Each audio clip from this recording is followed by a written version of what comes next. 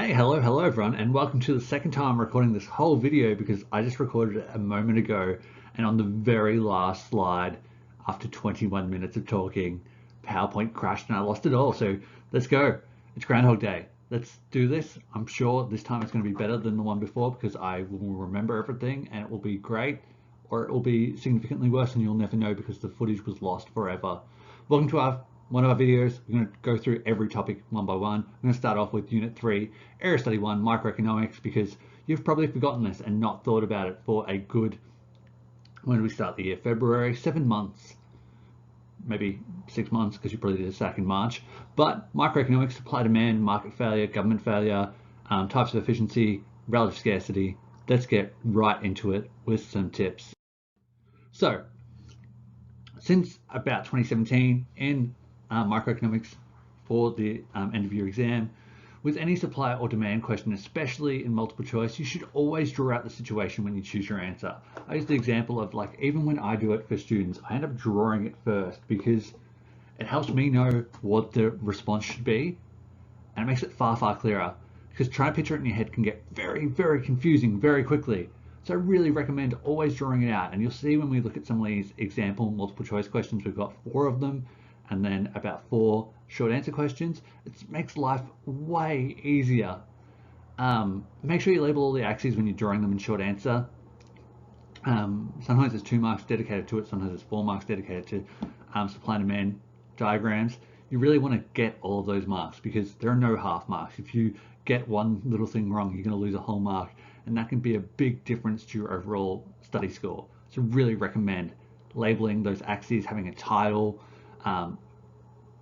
P1, P2, etc., Q1, Q2, D1, D2, all those kind of things, really wanting to make it as clear as possible. One thing that I will never stop telling students, because people always seem to get it eventually wrong and hopefully right on the end of your exam, only a change in the selling price causes movements in supply or demand. They cause contractions or expansions. You need to use that terminology or you won't get full marks. Other than that, anything other than changes to selling price we call non-price factors, and they cause shifts in those lines. To the right is always favorable, to the left is unfavorable. Another thing is to make sure you at least know one contemporary example of government failure. That could be the changes to the NBN network. It could be about unfair dismissal laws. It could be about the minimum wage. I'm going to argue later on that it could be about JobKeeper, and the fact that that creates zombie businesses which won't continue to exist once JobKeeper's over, and therefore that those resources could be allocated somewhere better. But that's a little bit of a foresight or a hint into where we're going with the final question. So let's get into some multiple choice to start off with one of the most difficult ones possible. So, multiple choice question. So, a maximum price set below the equilibrium price will cause greater shortages if. This question is full on. It's asking a lot of you without many words. So, a maximum price set below the equilibrium price will cause greater shortages if. So it wants to know which of these scenarios is going to cause the biggest shortage overall. So the biggest difference in supply and demand. So what we should do, and what I really recommend with this question, is you need to draw each of these scenarios. So if we have 4 sets of axes, which will be 4 terrible sets of axes. Alright, that last one is just atrocious. I'm going to get rid of that one. Do another one. Marginally better. So if we have both demand and supply being price inelastic, we are going to have quite steep curves. If they're both elastic, we're going to have quite flat curves. If demand is inelastic, it's going to go down quite steeply, and supply is elastic, it's going to be a bit like that. And then if we have demand is elastic, we're going to have that, and supply inelastic, we're going to have that one. Alright, so what we want to know is which is going to cause greater shortages. So we're going to see if the price is set below the equilibrium point on each of them, what the effect will be. So if we have it on A over here, if we set the price below the equilibrium point, you're going to have 2 points down here, and there's not that much of a gap between them. So that's not that big of a shortage occurring. This space here, that's what we're really caring about. This space that's occurring here where the shortage is occurring. If we look on B, if we set a price across, there is a pretty big shortage occurring there. If we look on C, not that big. If we look on D, not that big. The answer is going to be B. When they're both elastic, it causes the greatest, basically, shortage overall. Like there's the demand's really high and supply's really low is what I'm getting at here. And that's what you want to get to. You want to be able to like draw these lines down, dash it down at a single price point and be like, wow, that difference in quantity is massive. And that is what we care about here. And so that one, very, very difficult. So like I set 25 past exam questions for my class as a Kahoot to do because I want to kind of get a general idea of where people are at and what we need to work on. This question had a 0% hit rate. I think that's because when doing it in Kahoot, you don't draw the options there. I hope. I have a lot of faith in my class, so I'm assuming that's the reason why. And without drawing it, this question's really hard. So I really recommend any question like this, draw it out. It's going to make your life a lot easier overall. Now let's get into the next question. So if the effect of a price in the effect of a fall in the price for complementary product Y on the market for product X. So another one where it's really good to draw it. So complementary things go good together. So bread and butter, strawberries and milk, I think, strawberries and cream, that's what that one is. So we're going to look at this and see if there's a complementary price, if a complementary product gets cheaper in price, what happens to product X. So we have product Y over here, so we call this product Y, and the price has gone down. What's going to happen to product X? Well, changing price of complementary product is a demand side factor. So if we look at product X over here, we draw it out. Well, what's going to happen? It's going to be favorable for demand. So if butter gets cheaper, people are going to demand more bread, as the easiest example. So we're going to have a situation where we're going to have a shift in demand. And so without even looking at any of the responses that are possible, we already know what the answer is going to be. We're going like, all right, so if there's an answer where it says demand shifts to the right, we're going to start with that. Let's look. The first option, demand curve shifts to the right. None of the other ones talk about demand curve shifting to the right. Okay, cool, A's right. We don't even need to worry about the rest of this, but we can also logically get to the rest of it as we go through it. So the answer is A. It's going to shift the demand curve to the right and increase the equilibrium price. And why that occurs is because when we shift to the right, at first, it's at the same price because the price hasn't changed, and it creates a shortage. And then either suppliers see a profit incentive and increase their price and increase their output, and also consumers bid up prices by trying to compete for a limited stock. And then you get up to that new equilibrium, higher price. So that is that one. Getting into the next one. A sugar tax combined with an education program would be designed to overcome A, a lack of public goods, B, a negative externality and asymmetric information, C, a negative externality and a misuse of common access resources, D, asymmetric information and a misuse of common access resources. So a sugar tax and education program, what problem are they trying to solve individually? So it sounds like there is an issue here where they're dealing with people having too much junk food or food that is bad for them, and so therefore a lack of public goods isn't really relevant to that, so we can probably just rule that one out straight away. Also, common access resources aren't really being mentioned there at all, so we can rule out half these answers, and it really boils down to what the correct answer is going to be because you've only got one option left. Process elimination is always great, but why is this the case? So a negative externality and asymmetric information. A sugar tax stops people from over-consuming a product that is bad for them, that has the negative effect of making them fat or obese or unhealthy and more prone to heart disease, etc. That being the negative effect on a third party. If we have more people getting heart disease, obesity, etc., they put a drain on the public health system, which is not great. That's a negative effect on a third party. The education program, trying to make sure that information is shared freely between everyone. Maybe we don't know that eating McDonald's every meal forever will make us less healthy. And therefore having education programs helps solve that asymmetric information because people then know more and they're going to be healthier because of it. Our last multiple choice question. The effect on the market for product A of a rise in the price of a substitute for product B will be. So substitute products, things that can be swapped out and you're more than happy to buy it. So like if you're buying bottled water, don't buy bottled water. It's bad for the environment.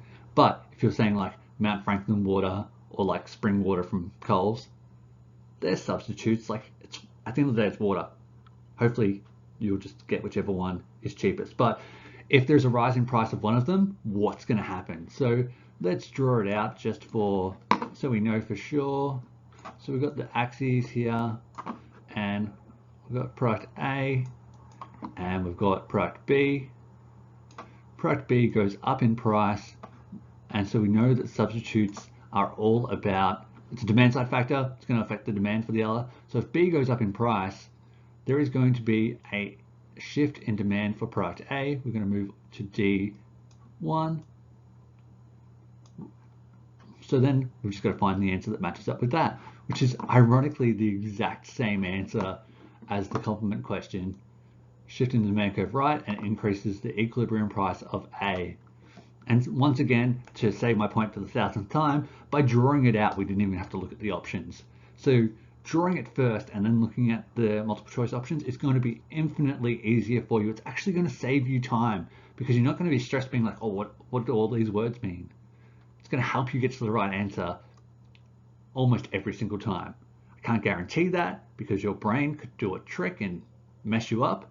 But if you are thinking correctly and do the right thing in your diagram, you will always be right, which is what we want from you, or what I want from you. I don't know what your teachers want from you if you're someone else from a different school, but my students, I want to be right because I want to beat everyone else because I'm very competitive. To get onto the short answer, let's do this. So question 1D from 2019. Assume the following policy changes are implemented. The Reserve Bank of Australia, RBA, reduces the cash rate. The Australian government offers loan guarantees for first home buyers. Select one of these policy changes and explain how the selected policy change may influence the housing market, and draw and label a demand and supply diagram to illustrate your explanation. Coffee break. So how I break this down to 4 marks: 1 mark for describing the policy change, 1 mark for describing the impact on the housing market, so the overall impact on demand and price, etc. And 2 marks for a fully labeled supply demand diagram. So let's get onto the next slide and see how that looks. So for a sample answer, if the RBA reduces the cash rate, the cost of borrowing is likely to fall as interest rates on home loans are likely to be cut as banks pass through some or all of the lower cash rate. You can probably cut half that last sentence and still be fully correct. Given that the cost of borrowing is reduced, this may be an incentive for consumers to buy a house. So that's essentially the first mark. This is likely to decrease, this is likely to increase the demand for housing, which means a shift in the demand curve for housing to the right from D1 to D2, and the price from P1 to P2, and the quantity from Q1 to Q2 as the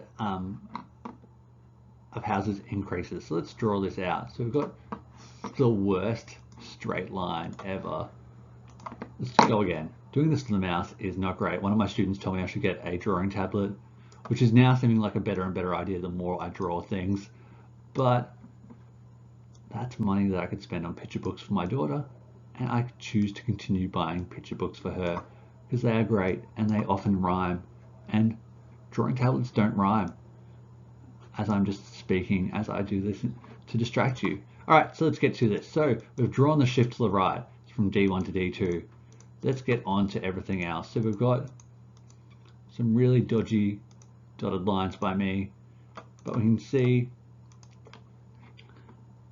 we're going to move from Q1 to Q2 and P1 to P2. My P looks like a D. You don't have to, but I like to draw arrows between things. It really clearly highlights where things are moving and makes your diagrams a bit more obvious.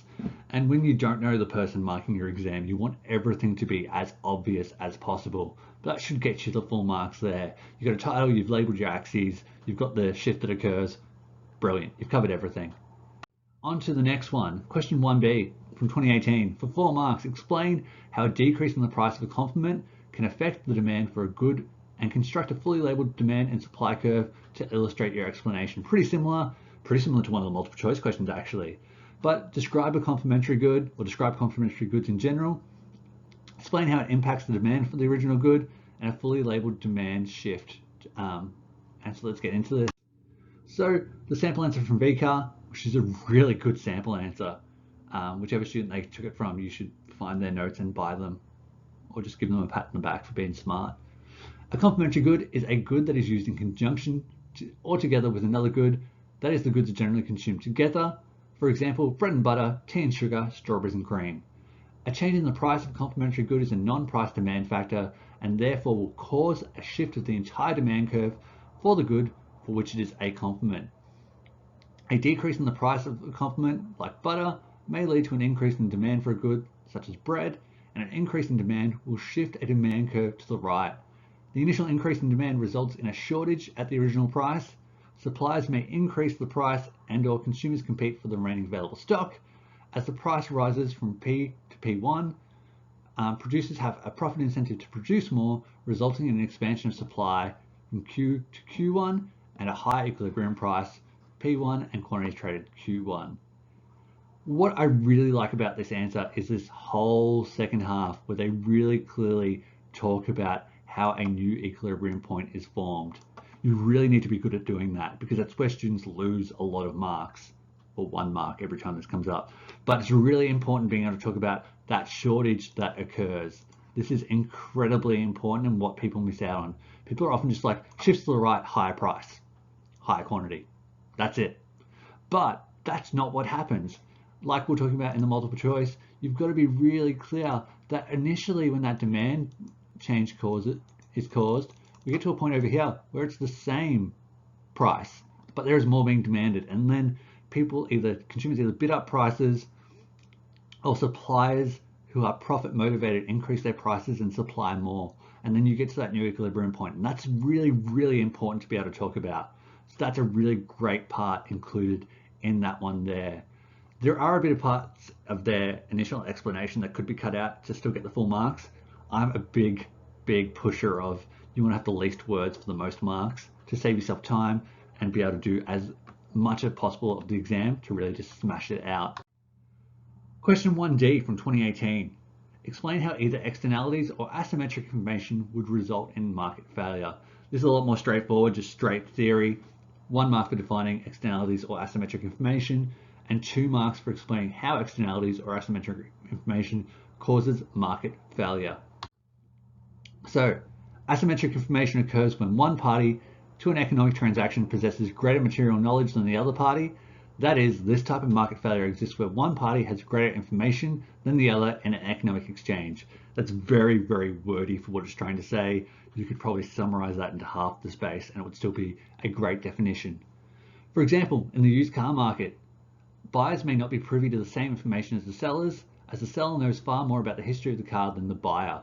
The seller may be well aware of a fault in the car that will soon require fixing, and without a very thorough check of the car by the buyer will likely be unaware that the used car may break down soon after it's purchased, which will require some expensive maintenance. The buyer may then pay a higher price for the car than they otherwise would have if they'd known about the fault that exists.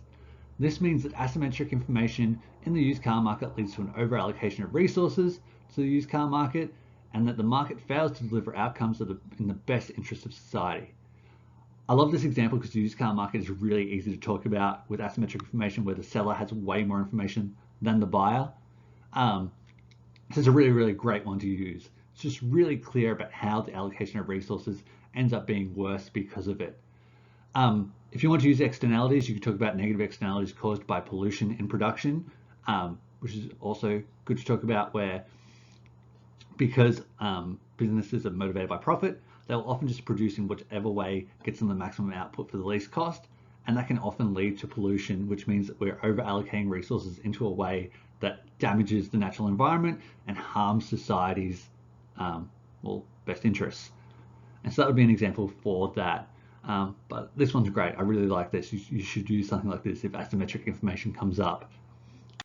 And now lastly, identifying a recent example of government intervention into markets and explaining how it unintentionally led to a decrease in the efficiency of resource allocation. So you need to be able to define market failure, describe one recent government intervention, and explain how it led to the efficiency and resource allocation being worse overall. And VCAR was really specific about needing to refer to a specific type of efficiency. So some examples of this could include the NBN network, like we talked about earlier, Australia's minimum wage, subsidies, or unfair dismissal laws. I've gone with subsidies for my sample that I wrote for this. So let's get into that now. So government failure is a situation where government intervention in the free market unintentionally leads to a decrease in the efficiency of resource allocation. One recent example of government failure would be the JobKeeper subsidies given to businesses to cover wage costs during the COVID-19 pandemic. These subsidies have allowed many businesses to continue operating despite not producing goods and services, and many businesses will cease operating as soon as the subsidy ends.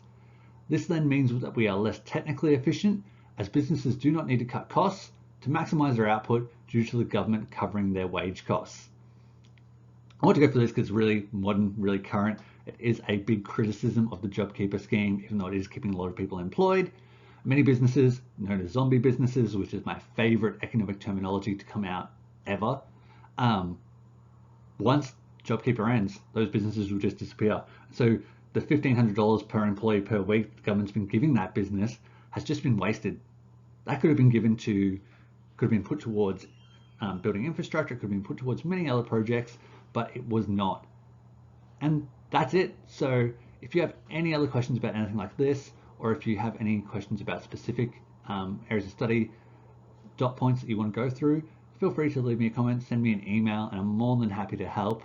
On that, I hope you have a wonderful day, and I will talk to you next time. Goodbye.